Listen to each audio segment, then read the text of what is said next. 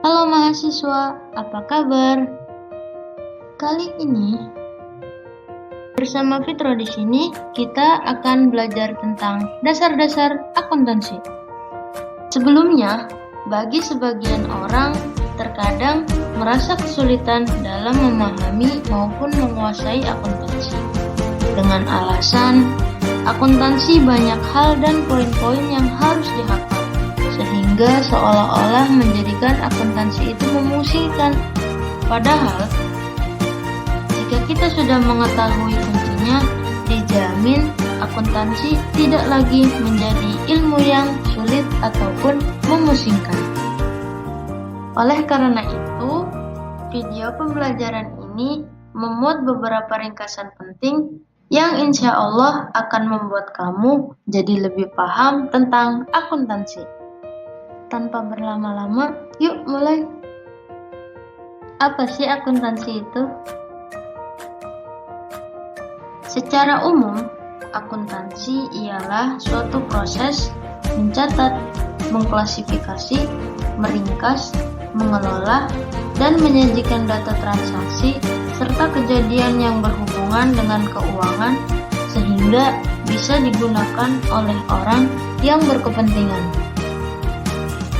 Selain dari pengertian yang tadi, akuntansi juga bisa diartikan sebagai suatu pencatatan transaksi keuangan secara sistematis dan komprehensif suatu bisnis selama periode tertentu. Kemudian juga, akuntansi juga bisa diartikan sebagai suatu proses merangkum, menganalisa, dan melaporkan transaksi keuangan bisnis.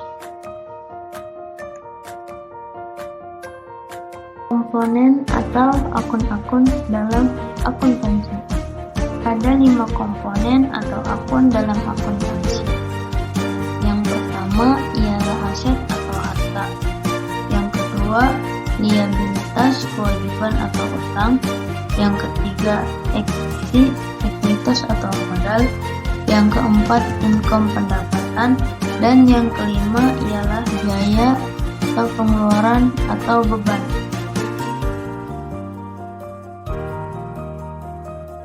Nah, dari kelima komponen atau akun tersebut, masih adanya cabang atau jenis-jenis dari kelima inti akun tersebut, yakni diantaranya yang pertama ialah akun aset atau harta. Akun tersebut digolongkan lagi menjadi 3 bagian, yakni harta lancar, harta tetap, dan harta tak berwujud. Harta lancar di sini bisa berupa uang kas, baik itu uang kertas atau uang logam, stok barang, klaim atau tagihan terhadap pihak ketiga, piutang wesel, perlengkapan yang dipakai demi kelancaran usaha, pembayaran di muka, serta surat berharga. Semua itu masuk ke dalam harta lancar. Kemudian dalam harta tetap itu bisa berupa gedung, mesin peralatan, kendaraan operasional perusahaan, tanah, dan lain sebagainya. Dan yang terakhir ialah harta tak berwujud. Harta tak berwujud di sini bisa berupa royalti atau hak cipta. Lanjut, liabilitas, yakni kewajiban atau utang. Kewajiban atau utang di sini digolongkan lagi menjadi beberapa jenis, yakni utang lancar dan utang jangka panjang. Utang lancar di sini bisa berupa utang usaha, beban yang masih harus dibayar, dan pendapatan diterima di muka. Kemudian, contoh dari utang jangka panjang ialah utang obligasi dan utang hipotek.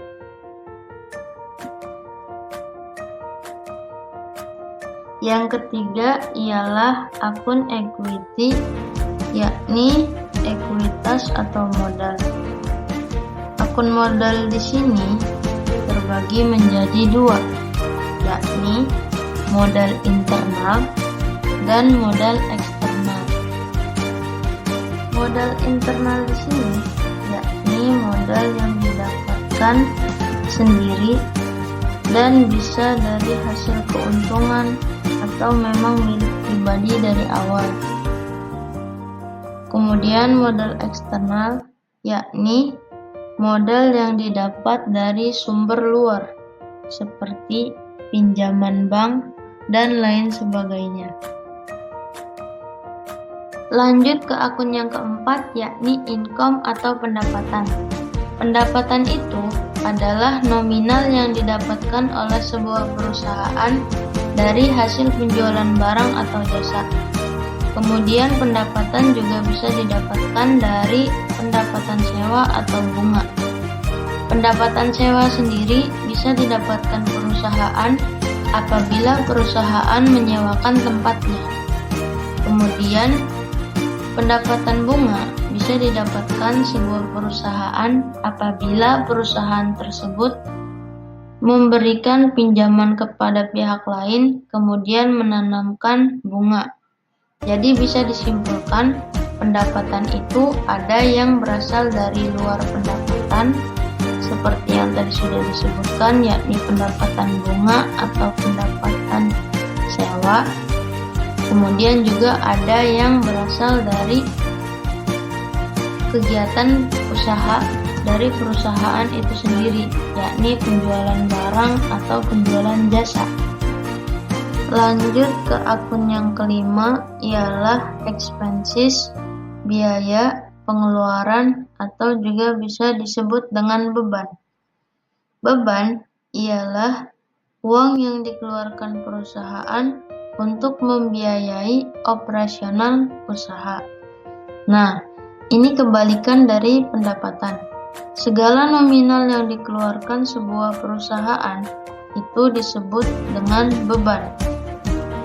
Contohnya yakni beban gaji, beban sewa, beban bunga, dan beban lain sebagainya. Beban gaji sendiri dilakukan perusahaan apabila membayar gaji seorang karyawan. Kemudian beban sewa itu dilakukan perusahaan apabila perusahaan menyewa tempat atau gedung atau juga alat. Kemudian beban bunga itu bisa terjadi apabila perusahaan meminjam uang kemudian mengharuskan perusahaan tersebut membayar sebuah bunga. Itu namanya beban bunga.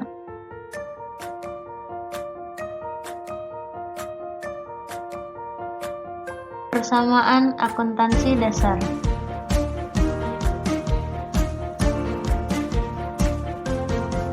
Persamaan akuntansi dasar atau persamaan neraca ini masuk ke dalam dasar-dasar akuntansi karena persamaan akuntansi dasar tersebut menjadi dasar atau patokan untuk pembuatan jurnal umum nantinya.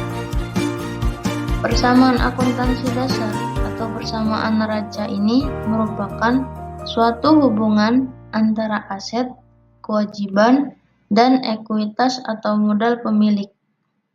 Dengan menerapkan sistem persamaan di mana adanya keseimbangan antara harta, kewajiban, dan ekuitas.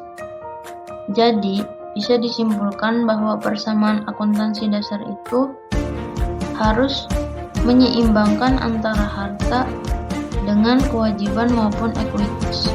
Rumus dari persamaan akuntansi dasar ini ialah aset sama dengan liabilitas plus equity atau harta sama dengan keuangan plus modal.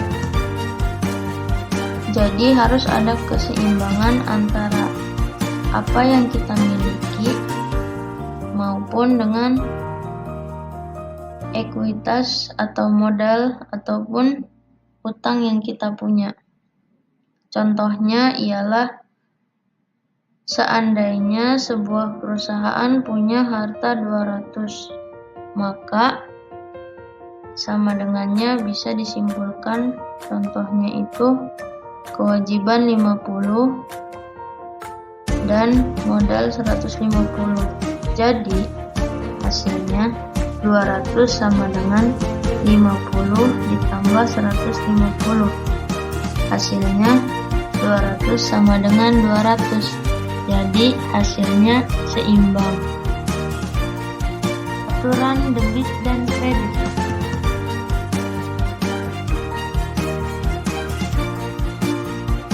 Ada beberapa aturan debit dan kredit dalam akuntansi yang perlu kamu pahami sebagai dasar akuntansi supaya kamu lebih paham bagaimana cara memasukkan transaksi dalam sistem akuntansi.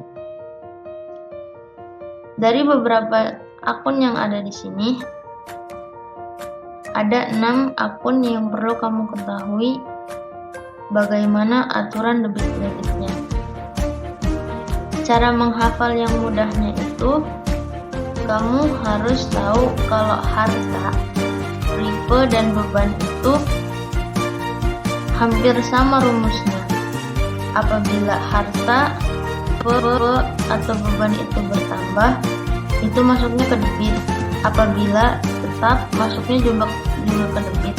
Apabila berkurang, itu masuknya ke kredit.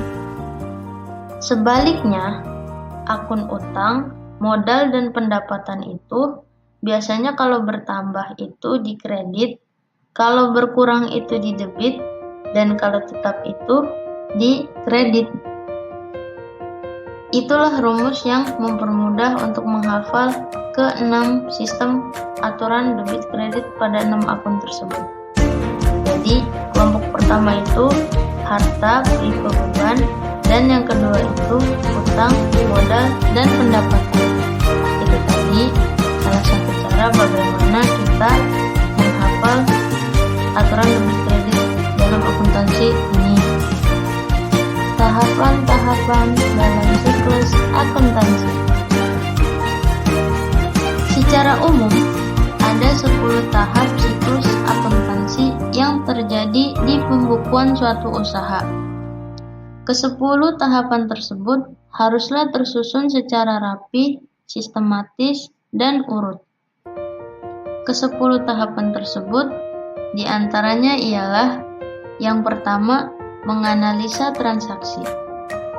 Hal pertama yang harus dilakukan dalam siklus akuntansi ialah identifikasi atau analisa transaksi.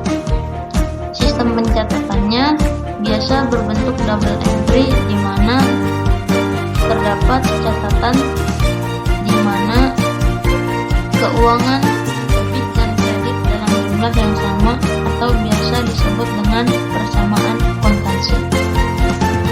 Tahap kedua ialah membuat jurnal. Langkah kedua, mencatat transaksi ke dalam jurnal sesuai dengan kategorinya yang sudah tadi kita analisa. Langkah ketiga ialah memposting ke buku besar. Langkah ketiga dalam siklus akuntansi, setelah kita membuat jurnal, kita posting jurnal tersebut ke buku besar. Langkah yang keempat ialah menyusun neraca saldo. Nah, dari buku besar yang tadi kita buat, kita hanya tinggal memindahkan setiap akun yang di buku besar atau saldo dari setiap akun yang ada di buku besar ke neraca saldo. Pastikan nominal saldo debit dan kredit dalam neraca seimbang, karena jika tidak seimbang maka Anda harus mencari di mana kesalahan terjadi hingga saldo tidak seimbang. Langkah kelima ialah membuat jurnal penyesuaian. Jurnal penyesuaian ini berguna apabila terkadang kita menemukan transaksi yang belum dicatat atau kesalahan dalam mencatat. Itulah guna dari pembuatan jurnal penyesuaian. Yang mana jurnal penyesuaian itu nantinya kita lanjutkan ke pindah ke buku besar.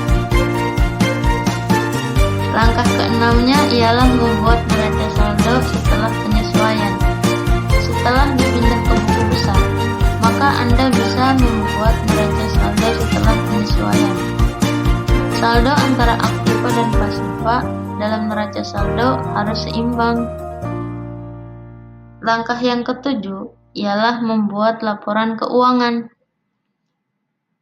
Dalam membuat laporan keuangan tersebut, kita ada 3 laporan yang harus kita buat, diantaranya laporan laba rugi, laporan perubahan modal, laporan neraca, dan laporan arus kas.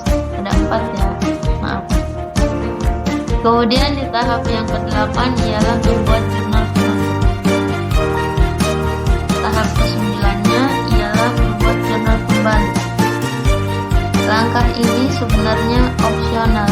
Jurnal pembalik dibuat untuk menyederhanakan prosedur pencatatan transaksi tertentu yang terjadi secara berulang pada periode berikutnya.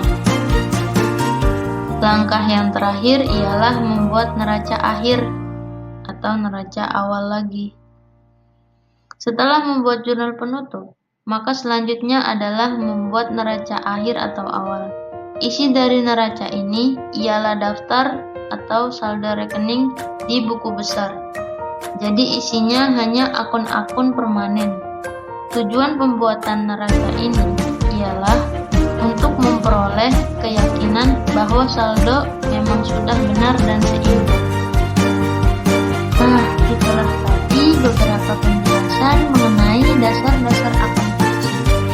Demikian akhir dari video pembelajaran kali ini. Semoga bermanfaat untuk kita semua. Terima kasih atas perhatiannya. Kurang lebihnya saya mohon maaf. Assalamualaikum warahmatullahi wabarakatuh.